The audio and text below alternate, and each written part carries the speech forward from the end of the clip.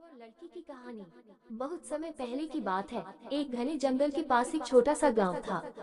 उस गांव में एक लड़की रहती थी जिसका नाम राधा था। राधा बहुत सुंदर और दयालु थी। वो हर रोज जंगल के पास नदी किनारे जाया करती और वहां बैठकर पक्षियों को दाना डालती, फूलों से बातें करती और पेड़ों की छांव में विश्राम करती। नाग से मुलाकात। एक दिन जब राधा नदी के किनारे बैठी थी, उसने देखा कि एक काला नाग पानी में घायल पड़ा था। किसी शिकारी ने उसे पत्थर मारकर घायल कर दिया था। राधा को उस पर दया आ गई। वह डरते हुए भी नाग के पास गई और अपने आंचल से उसका घाव साफ करने लगी। फिर उसने जंगल से कुछ जड़ी बूटियां इकट्ठा की और नाग के घाव पर लगा दी।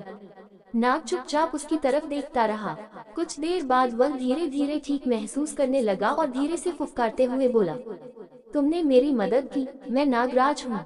मैं तुम्हारा ये उपकार कभी नहीं भूलूंगा।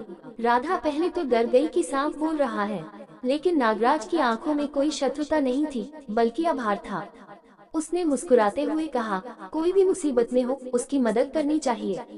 एक विचित्र वरदान। नागराज बहुत प्रभावित हुए और बोले, मैं तुम्हें एक वरदान देना चाहता हूँ। जब भी तुम्हें किसी संकट में मेरी जरूरत होगी, तुम बस मेरे नाम का जाप करना, मैं तुरंत आ जाऊंगा। राधा ने सिर हिलाया और घर चली गई। मुसीबत में नागराज की मदद। कुछ महीने बीत गए। गांव के राजा का बेटा राधा की सुंदरता और अच्छे स्वभाव से मोहित हो गया। उसने राधा से विवाह करने की इच्छा जताई, लेकिन राधा तैयार नहीं थी।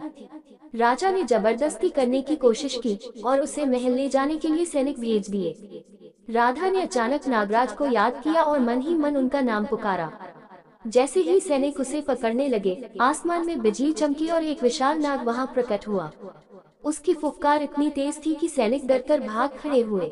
राजा ने भी डरकर माफी मांगी और राधा को मुक्त कर दिया। अंत भला तो सब भला। राधा ने नागराज को धन्यवाद दिया और नागराज ने कहा, सच्चे हृदय से की गई भलाई कभी व्यर्थ नहीं जाती। तुमने मेरी मदद की थी और आज तुम्हारी मदद करके मैंने अपना कर्तव्य निभाया। इसके बाद राधा सुख शांति से अपने गांव में रहने लगी। नागराज कभी कभी जंगल में उससे मिलने आते और दोनों की दोस्ती बनी रही। इसलिए कहते हैं, सच्ची भलाई का फल हमेशा अच्छा ही मिलता है।